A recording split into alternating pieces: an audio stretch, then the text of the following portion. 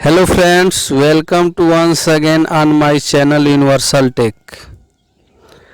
आज हम देखेंगे LIC के सबसे फेमस और पॉपुलर राइडर के बारे में, जिसको near about her policy holder अपने न्यू पॉलिसी के साथ लेना इसे पसंद करते हैं। और आप भी कोई न्यू पॉलिसी लेने के बारे में सोच रहे हैं तो इस राइडर के बारे में कंप्लीट नॉलेज होना आवश्यक है। लेकिन फ्रेंड्स, आगे बढ़ने से पहले आपसे रिक्वेस्ट है कि आप मेरे चैनल को लाइक एंड सब्सक्राइब कर लें कि जब भी मैं कोई नया वीडियो डालूं तो उसका नोटिफिकेशन आपको सबसे पहले मिले। तो चलिए अब हम देखते हैं वह राइडर कौन सा है और उसके बेनिफिट के बारे में। तो मित्रों, वह राइडर है accidental death and disability benefit rider. लेकिन इस राइडर के बारे में कंप्लीट एनालिसिस से पहले हम देखेंगे व्हाट इज राइडर, यानी राइडर होता क्या है। राइडर एक अतिरिक्त बेनिफिट है जिसको अतिरिक्त प्रीमियम पे करके बेस पॉलिसी के साथ या बाद में लिया जा सकता है, यानी इसका बेनिफिट बेस पॉलिसी के बेनिफिट से अतिरिक्त होता है। तो चलिए अब हम समझते हैं इस राइडर को लेने के लिए एज क्राइटेरिया और पॉलिसी टर्म के बारे में। इस राइडर को केवल बेस पॉलिसी के साथ या बाद में बेस पॉलिसी के 5 प्रीमियम पेइंग टर्म बचा हो तो लिया जा सकता है। इसे मिनिमम 18 वर्ष से मैक्सिमम 65 वर्ष के बीच लिया जा सकता है और इस राइडर का मैक्सिमम एज ऑफ मैच्योरिटी 70 वर्ष रखा गया है। यदि आपके बेस पॉलिसी का बीमा कवरेज 100 ईयर्स हो, जैसे जीवन उमंग और जीवन आनंद में होता है, उस कंडीशन में भी इस राइडर का बीमा कवरेज आपको 70 वर्ष से ज़्यादा नहीं मिलेगा। अब हम देखेंगे यह राइडर किस रूल और कंडीशन को फॉलो करके अपने बीमा कवरेज के शर्तों को पूरा करता है।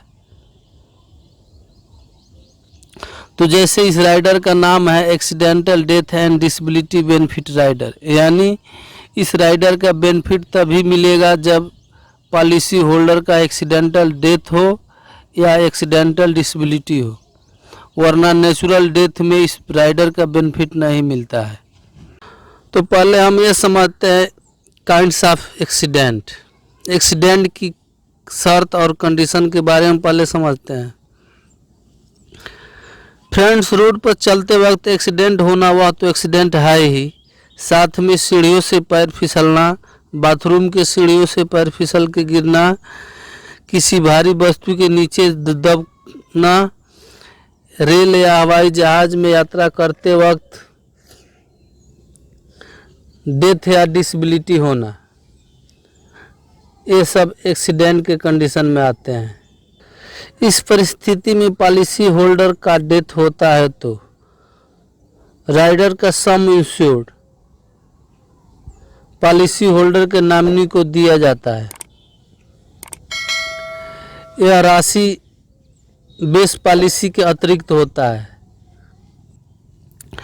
अब हम देखते हैं एक्सीडेंट में पॉलिसी होल्डर एक्सीडेंट के दिन से 180 दिन के अंदर उसे परमानेंट डिसेबिलिटी आता है तो उसे क्या बेनिफिट मिलेगा।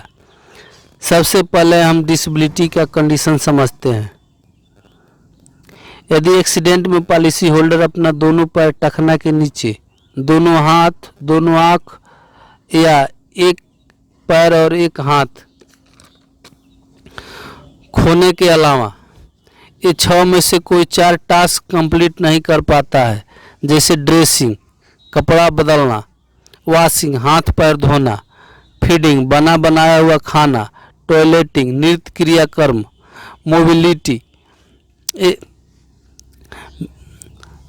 बेड पे जाने में असमर्थ और ट्रांसफरिंग, यानी एक स्थान से दूसरे स्थान पर जाने में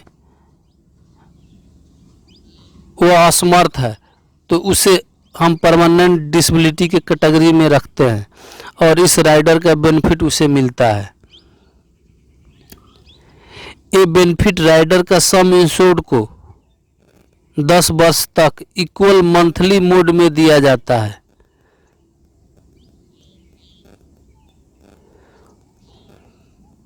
यानी राइडर का सम इंश्योर्ड 12 लाख हो तो उसे 10 वर्ष तक प्रति माह 10,000 रुपये दिया जाएगा और आगे 12 लाख तक के बेसिक सम इंश्योर्ड का प्रीमियम माफ हो जाएगा। यानी बेसिक पॉलिसी का सम इंश्योर्ड 20 लाख हो तो 12 लाख तक का प्रीमियम माफ हो जाएगा और 8 लाख रुपये का प्रीमियम उसे देना पड़ेगा। इस अवधि में यदि डेथ क्लेम आता है तो बचा हुआ धनराशि डेथ क्लेम के साथ पॉलिसी होल्डर के नॉमिनी को दिया जाता है।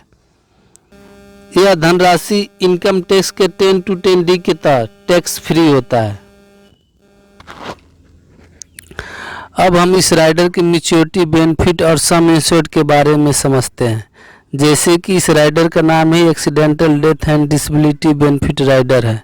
यानी इसका बेनिफिट तभी होगा जब पॉलिसी होल्डर का एक्सीडेंटल डेथ या डिसेबिलिटी हो, वरना इस पॉलिसी का मैच्योरिटी बेनिफिट नहीं होता है।